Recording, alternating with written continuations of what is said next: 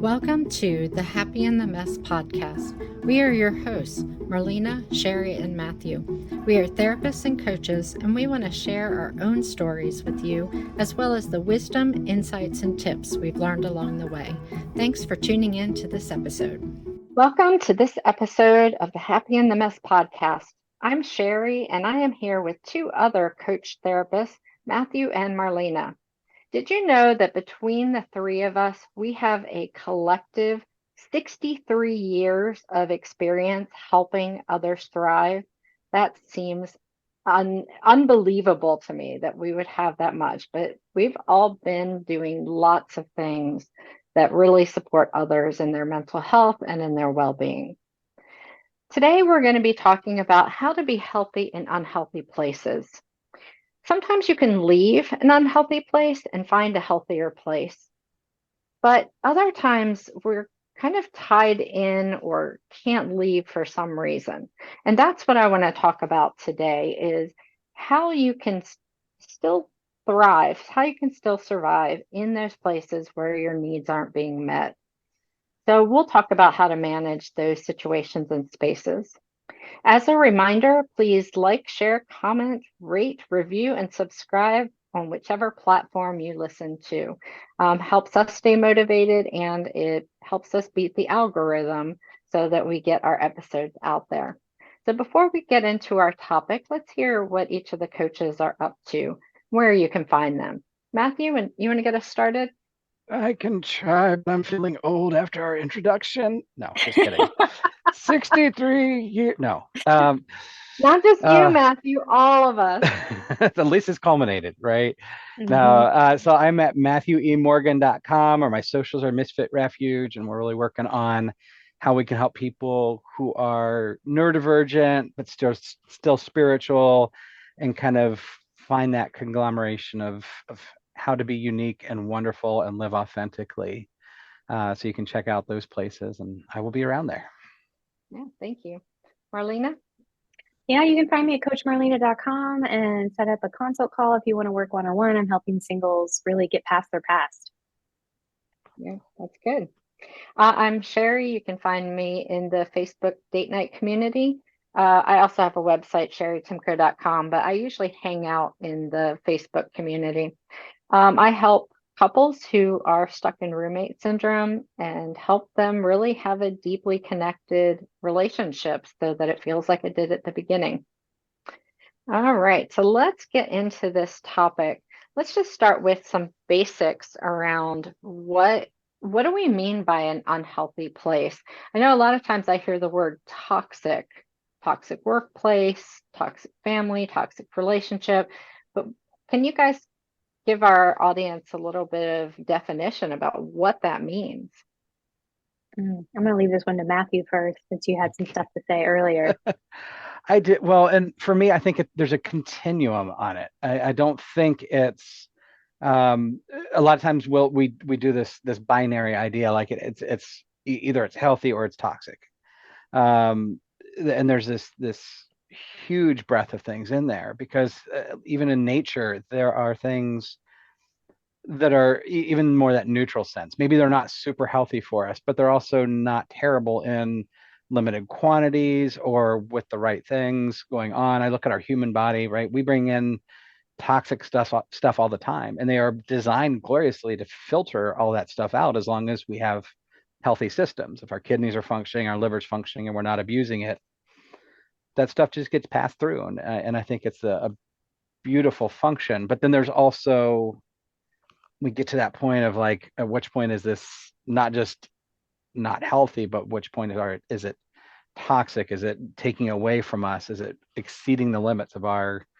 system? And I think so. Maybe I'm just kind of altering the question there, but I think as we're talking about this, that really has to be the main point of concern for it, and for us to take a step back and look at it and say, is this healthy? Is it neutral? Is it toxic? And to know what that is for each of us. Are you saying that there's some unhealthy toxins in every situation? Is that what you're trying to suggest here? I have not met too many perfect relationships. Even Mm. even in parenting, one of the things I tell parents is like there's a bell curve here. Like your ability to really get things perfect for your kiddo, probably not going to happen. I mean, statistically, it's really difficult to do.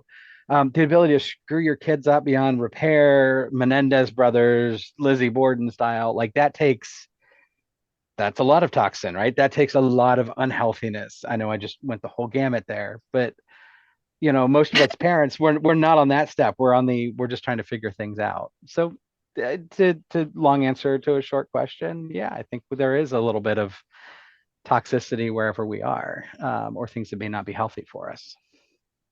Mm. Really? Wow, What about Matthew, you you? went there. That's I, extreme. I did. But no, but it's true. It's true that things exist on a spectrum and that it is not so black and white. And actually that's, we want psychological flexibility to be able to like live in this sort of nuanced place with all of this stuff. I appreciate that perspective a lot. So it's not just all bad or all good, as we've discussed in other episodes. There is a bit of bad and all the good and a bit of good and even the bad. Yeah, that makes it sound, maybe that makes it make a little bit more sense why sometimes we have trouble deciding whether a place is good for us or not, or a relationship Mm-hmm. is good for us or not, because it's not yes or no, it's how much. Mm-hmm. And is it overriding your capacity to deal with it? I feel like, a definition could be it's gotten to the place of unbearable toxicity when it's overriding your ability to really care for yourself or handle it in a productive way. Yeah.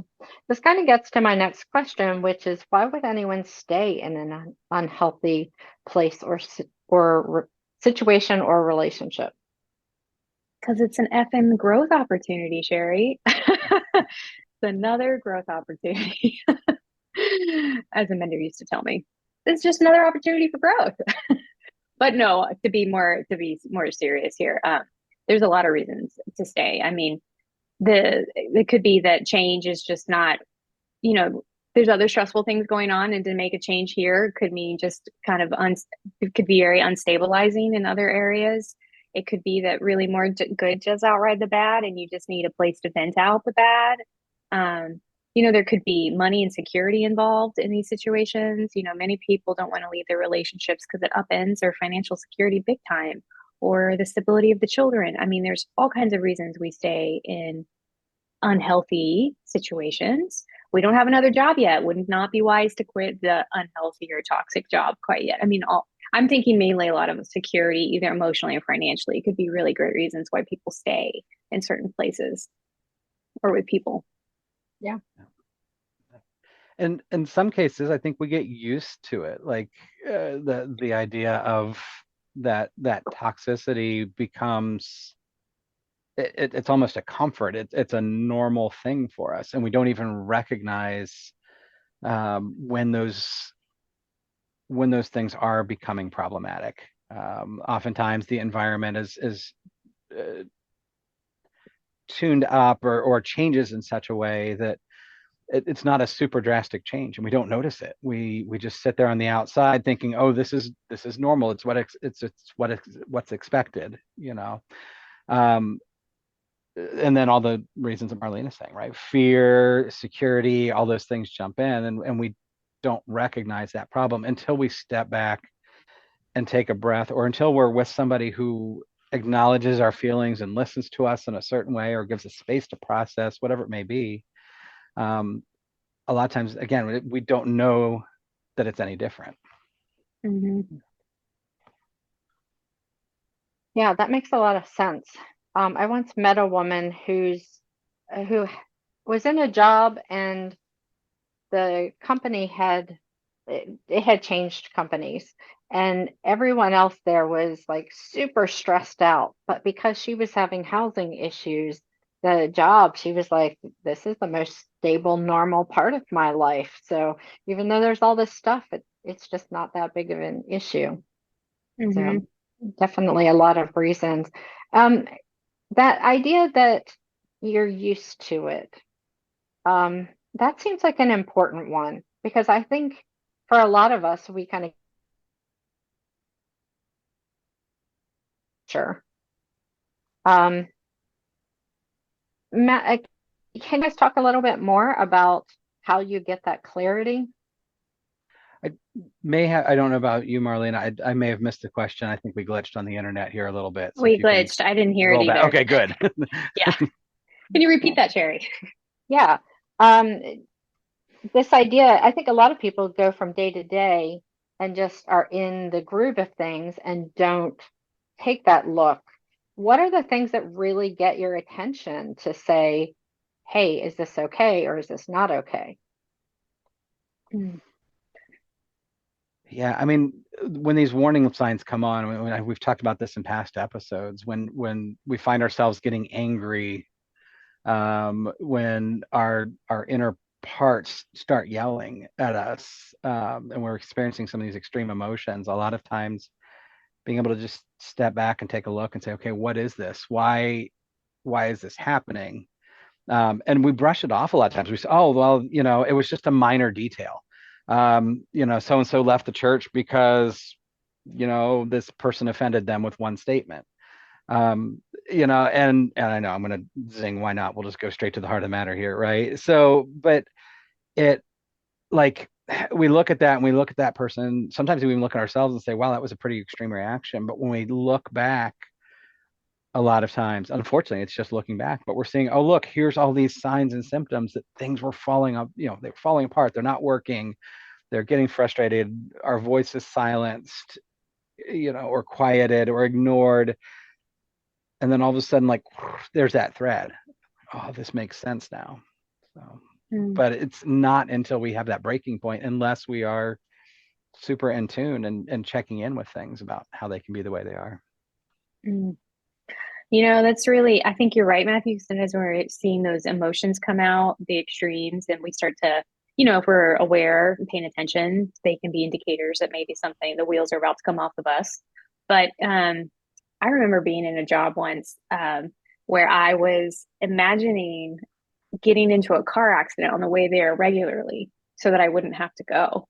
It was like I wasn't fully aware of that sort of thinking until after I left the job. I was like, and I had a lot of gastrointestinal issues throughout that job that was really plaguing me. And, all that stuff went away when I left, but I wasn't aware that I was so miserable and that it was an indication that I needed to leave. But I think this was part of a job that I needed for money at the time. I was young, and I think I was still working, and I was still in college, maybe. I don't quite remember the circumstances other than like, I remember thinking, this will be over soon. I don't have to be here forever. And that was indeed the case. And that, I think, helped me get through the end of the whatever it was, the internship or the job or what have you. But there were very physical reactions I was having and very negative thinking that, had I been more aware at the time, I might have tried to pivot sooner. Yeah, physical reasons, your emotions. I think of, I'll use a mental health example. I think of how many times I've met with someone who, in their mind, thought that this really was the way mental health jobs are supposed to go, and that they were kind of maybe even in the best of the possible situations. And I've been in private practice for a long time. And when we start talking and they realize that my experience as a mental health provider is dramatically different than theirs, and then being able to hear just like the alternatives and how that could play out differently. Um, and that they've stayed for reasons, either expectations or belief. This belief that if they went into private practice, they wouldn't have certain resources or they wouldn't have assistance in getting things done. And so I think sometimes just meeting with someone outside of the situation and hearing how they react to what's going on in your situation. Sometimes that's that switch that needs to be flipped where you're like, oh, there's better out there.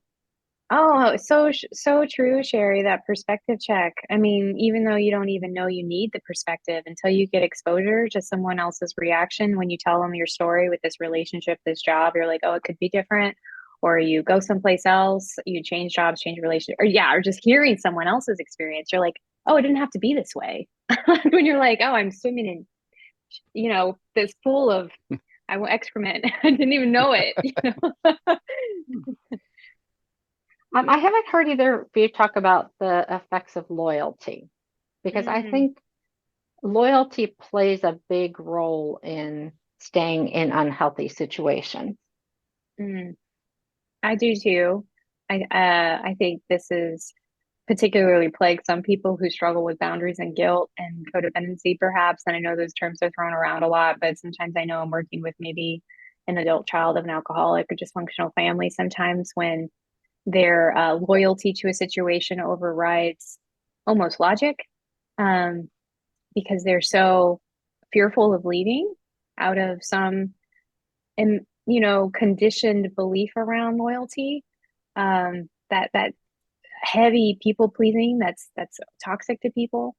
I see that a lot in that population, or almost apologizing for the other person's or situation's toxic behaviors. Yeah, that one's really hard. That can be very hard to untangle and undo. And I've been there too, where I was loyal to a fault, when I shouldn't have been. And it really did take someone else pointing out how messed up the situation was for me to open my eyes to it.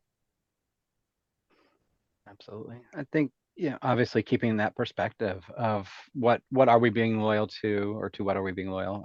What are we essentially, loyalty is what are we attaching ourselves to? And if it's a sinking ship, this is maybe not the best and healthiest location for us, unless, I mean, if that's consistent with our values, and if that's what that person wants, is, if going down the ship is the end goal, that's great. But for most of us, we're like, no, I want to live through this. I want to find a door and, hang on the best that I can. Maybe too soon for Titanic references again, but the movie, we're sticking with the movie right now. But like, that loyalty is, I mean, it's definitely an important thing because it's part of our values, but I think we always have to come back and question why are we being loyal, and then why are we, what's the end result of what we're doing. Mm-hmm. Yeah, I think loyalty impacts different situations differently. Like loyalty to a job might not be as strong as loyalty to your kids, and maybe staying in a relationship that doesn't serve you or is unhealthy for you, but because your kids are healthier in that situation. Mm-hmm. Um, I think about times when people stay in a job not because they're loyal to the company, but they're loyal to, or this also plays out in the military, but because they're loyal to the people around them and they don't want to leave them behind in an unhealthy situation. Mm-hmm. Yeah. Yes, that can be a way to bear what may feel unbearable, or bear, you know, the time needed to be spent there, because it's not always like we talked about this being on a spectrum. I think that's a great way to stay in something that may be a little unhealthy if you need to. Reminding yourself of the purpose and the why can help you stay there if that's needed. Finding those good bits, like I like these people, I want to be here for them. Yeah. But that's a good strategy for handling when you know you can't leave an unhealthy situation. What are other strategies that people can use when they find themselves in a situation they really can't leave it? Yeah, it's with a lot of times with clients, I work on like what are those positive things that are there? What are the things that we are holding to? Um, I had left a particular organization at one point and was invited back in, and I did not want to. I had reservations about doing it because I have problems with the organization itself, and I'm trying to be intentionally nebulous not to fire any more shots today. And I had a good mentor who basically said, look, we can't change things from the outside. That, if it's a system that needs overhauled, sometimes the best way to do that is from inside of it. And I thought there was some wisdom there. So I think sometimes we look at, are there positives? Are there things that we can influence, and particularly hold to it? Um, and I always say that not to negate the rest of it. I think that the toxic positivity is a problem. And if we say, please, continue to hurt me because there's, you buy me a cheeseburger every once in a while, like, I don't want to come across that way. And so it's going to be very individualistic for everybody. So don't take this as blanket advice. But often I say just the whole picture. What are the positives? What are the good things? What are the drawbacks? Is there enough to balance out that we can kind of redirect into making those changes? Mm. Yeah, so looking for the good parts, doing kind of an assessment of how good to bad it is. I also think of values and mission and how those can really help us in situations where we really don't want to be or know that it doesn't serve us, but there's a reason for doing it, a bigger reason or a bigger mission. Maybe you believe in the goal of it, or maybe you, even though it, oh, I was thinking of Mother Teresa in Calcutta. Like she was there for a mission, she was there for a purpose and to serve other people. But I can't imagine her living situation was particularly nice, or I don't know, that maybe it felt good on a day-to-day basis, but that overall mission Hmm. helped stay Carry her. focused, carry her. Mhm. Yes, exactly. Carry her through. And for some people, I think that does it. And sometimes the mission and values could just be what that job is doing for your own life, whether it's giving you a sense of worth or giving you the money you need to take that next step in your life, or you're collecting the money for a down payment on a house. Like sometimes it's like, can you give yourself greater meaning, whether it's part of the values of the company or what have you, or your own life goal? Thinking of it as a stepping stone to something greater, whatever that is. And to go back to Matthew's point, I've heard that argument, like you make the change within the system. And I think that can be used as a tactic to keep people in unhealthy places too. And I've heard that a lot, especially within like church settings, like, oh, stay to make the change within, and then there's still no change forthcoming. And so I feel like that is a tricky one for me, is like can be used to keep people in places where they need to leave. And sometimes it can keep people in places where they really can affect change. And I guess that's an individual choice, that comes down to how much can you tolerate, and can you find the good, and can you stay long enough?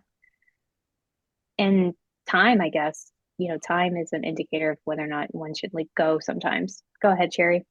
Yeah, and can you set boundaries of Mm, what your role there is? I think about the yeah. difference between holding a job and living a job.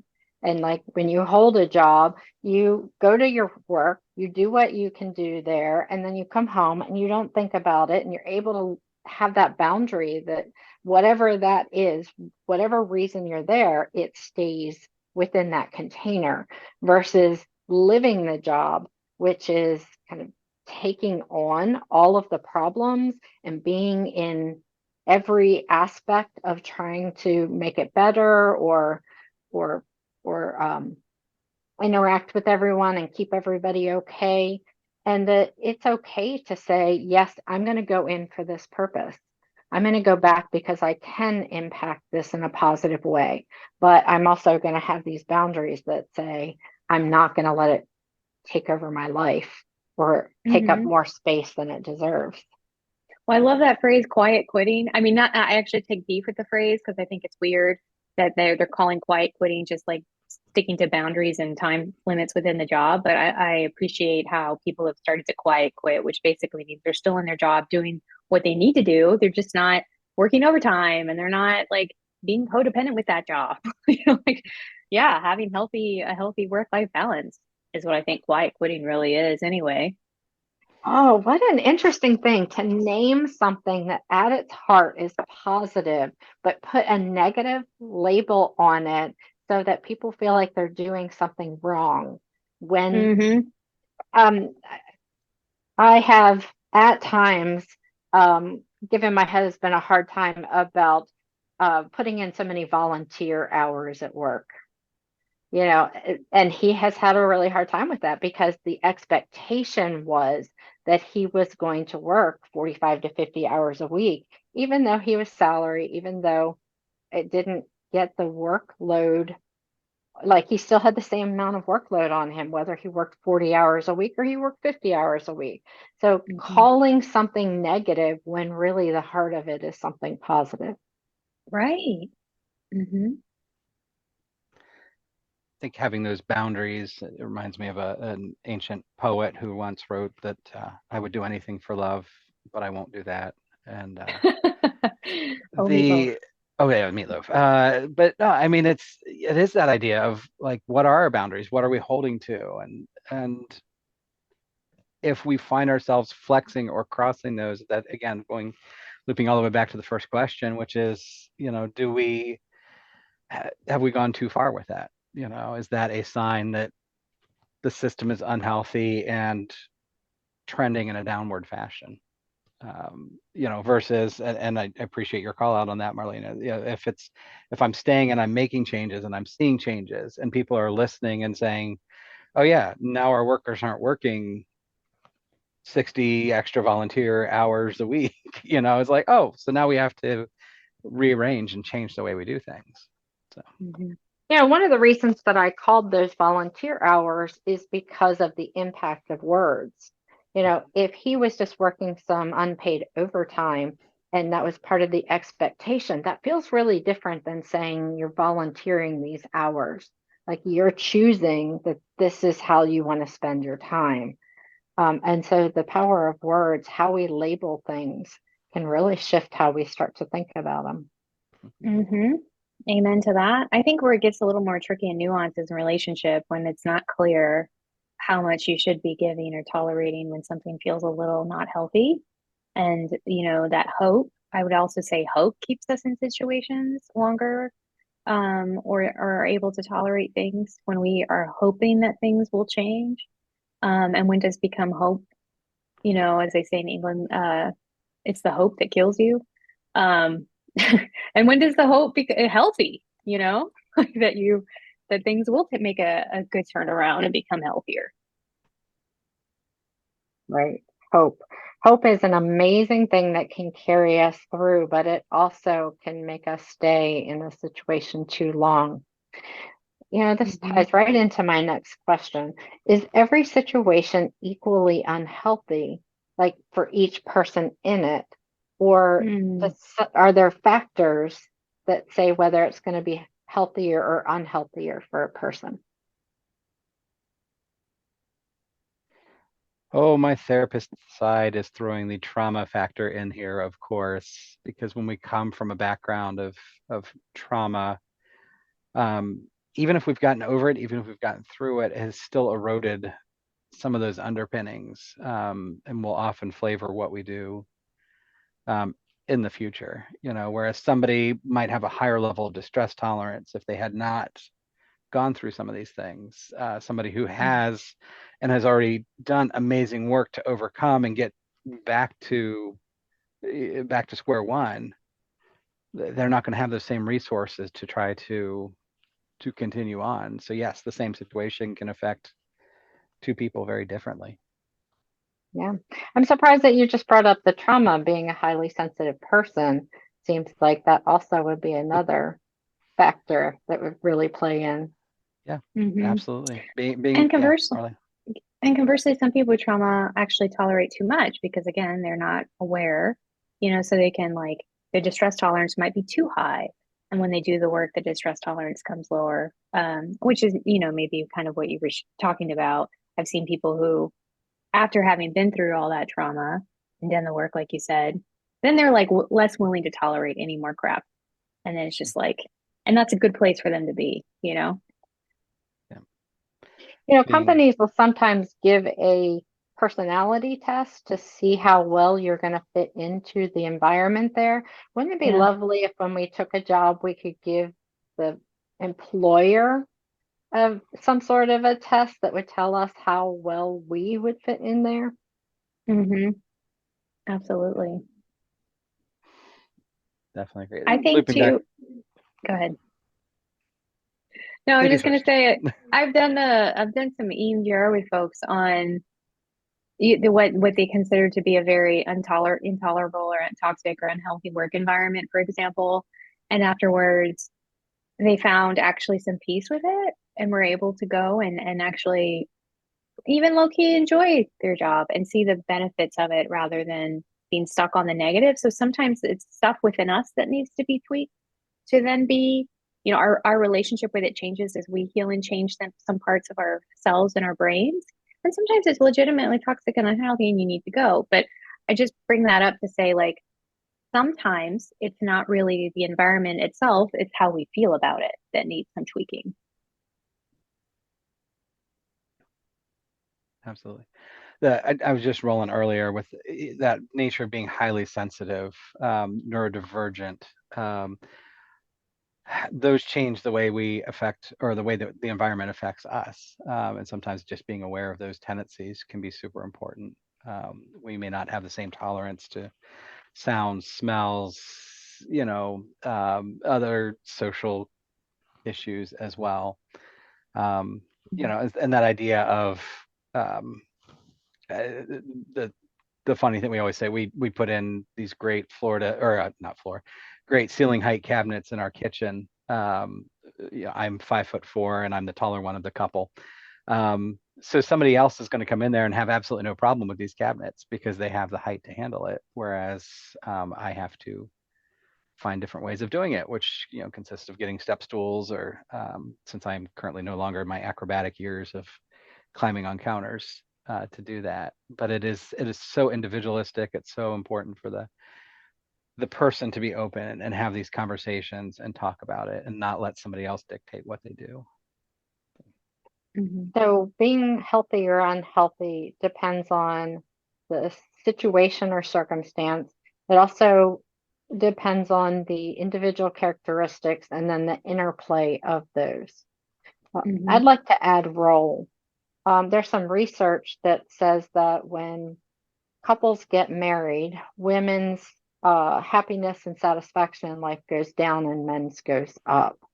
And so that's the same environment, the same situation, and they're experiencing that very differently. Of course, I'll just say, remind everyone, this is not across the board. This is statistically that happens, and maybe your relationship looks different than that. But those are the statistics.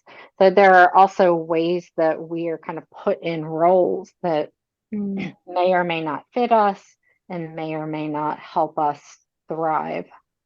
Mm-hmm. And I think too, on a like spiritual energetic level, I think that's really interesting. And I don't know how this coincides with this other belief I hold, which is, what's really good for me is actually good for you too, in a sense. Like if I'm, eroding my own boundaries or bending over backwards, twisting myself in a pretzel for the situation, person, etc., like eventually I'm going to cop a resentment and this is going to be unhealthy for us, you know?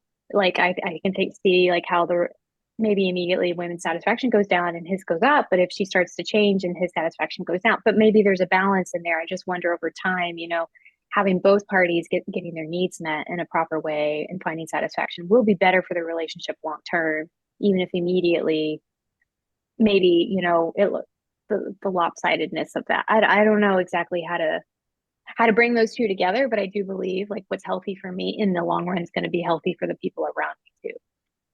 Yeah, I believe that too. I feel this pushback against that just because I think the issue of privilege comes into that. Mm, And in order for people with less privilege to get that satisfaction, someone else has to give up or share mm, that privilege.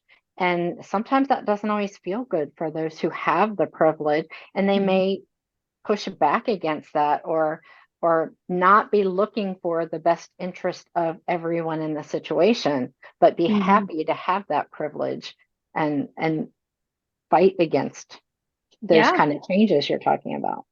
Yeah, growth opportunities, right? For the privileged. Like, eventually that will build character and be a good thing. And it may not feel great in the moment to have to give up some things or compromise or what have you.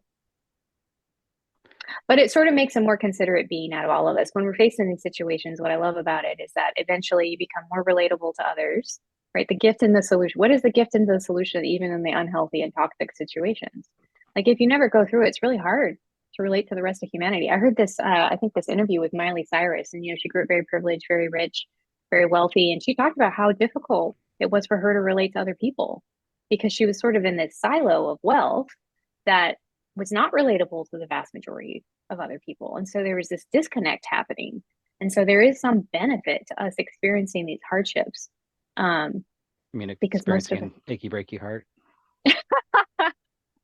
exactly. You mean my kids should be grateful for the times I tell them no? Exactly. Yeah. So Matthew, I've been watching your face. You've got some things to put in here. My brain's just rolling all sorts of different ways today. Probably needs another cup of coffee for the ADHD. But I think with what we were just talking about, you used the term privilege, and we were talking earlier about the importance of labeling.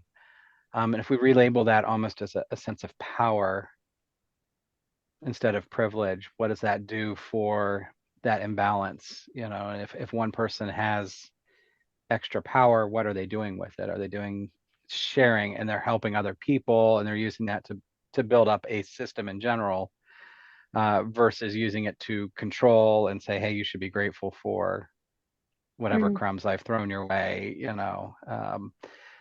I think sometimes that can help maybe even differentiate where we're at in the terms of this relationship continuum of how do we stay in an unhealthy relationship. Because if one person does have the power and they're using it and the privilege and they're using it to further them, that system's not going to get better. It's just going to continue to break down. There are a lot of people who are not going to thrive in a situation of benevolent power, even if it is in their favor. That being in a situation with someone who has power over them and they don't have autonomy, they don't have the ability to chart their own course or make decisions about what's good for them. Even if someone has benevolent power and they're really trying to do what's best for everyone, that still can be a pretty unhealthy or toxic environment. But that's not what's best for that person. And the person, again, I think we talked about earlier that the helping the baby bird out of the eggshell, like it needs to struggle. We do need to tell our kids no every once in a while, so or all the time. Or all the time, so, all the time, because you're so mean and you never let me do this. Yeah. Neither of our kids here know that often, so I think that they're all okay. All right, so as we round up this discussion, any last thoughts or advice you guys have for those who are facing this decision about whether it's an unhealthy situation for them or it's not, and what to do about it? I'm just going to go back to what we mentioned earlier, like talking to an outside party can be so helpful, or multiple outside parties for perspective. If you're wondering, is this healthy or unhealthy, or what can I do to practice some more self-care here if I decide to stay, or how can I leave without burning bridges if that's the goal? There's a lot of different solutions that can be thought of and experienced. So outside parties are so helpful. Coach, therapists, even just really good friends, just someone else who's not involved can provide some of that extra perspective. Yeah, I definitely agree. Having that outside perspective, the inside perspective too, and truly, one of the most powerful exercises I've done to date was in a geek therapy training where we did basically a meditation where we looked at somebody else and somebody else on the Zoom call and had like these wonderful wishes for them and this empathy, and it was all geared for this super positive emotion. And then it was Dr. Janina Scarlet who did this. So it was, again, geeky stuff. So it was all based off of Harry Potter and the Mirror.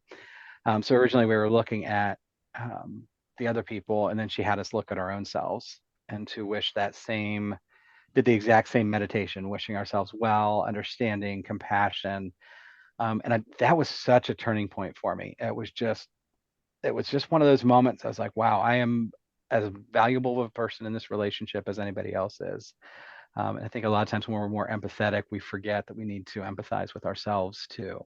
And if we're on this fence of, do we stay, do we go, or if we stay, how do we be healthy in there? And sometimes just looking at ourselves and just saying, what does this person need? Yes, What we've do they got need right now?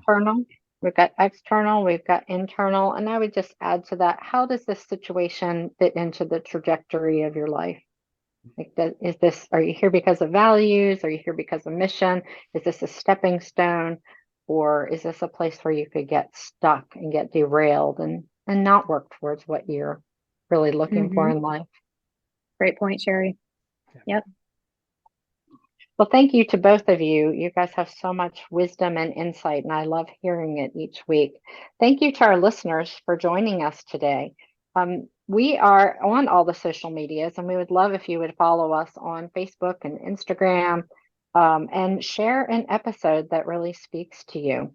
It really also helps us when you tell us what really speaks to you, because we'd like to know whether our stuff resonates with others.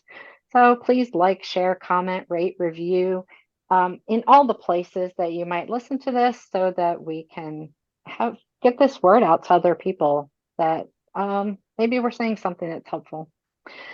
Thank you so much for being here, and we will talk to you next week.